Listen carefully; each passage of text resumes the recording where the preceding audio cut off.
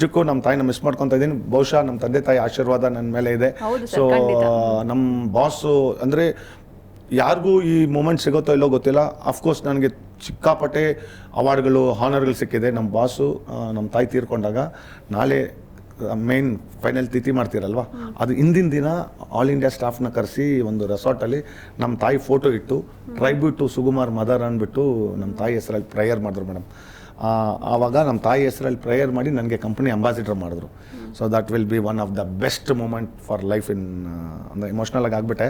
But ಆದರೂ ಆ moment only few people will get in the life ಅಂತ ತಾಯಿ ಫೋಟೋ ಇಟ್ಟು tribute to Sukumar mother all India ಸ್ಟಾಫ್ನ ಕರೆಸಿ ಪ್ರೇಯರ್ ಮಾಡಿದ್ರು ಅಂದರೆ ನಮ್ಮ ತಾಯಿ ಆಶೀರ್ವಾದ ಇವತ್ತಿಗೂ ನನ್ನ ಮೇಲೆ ಇದೆ.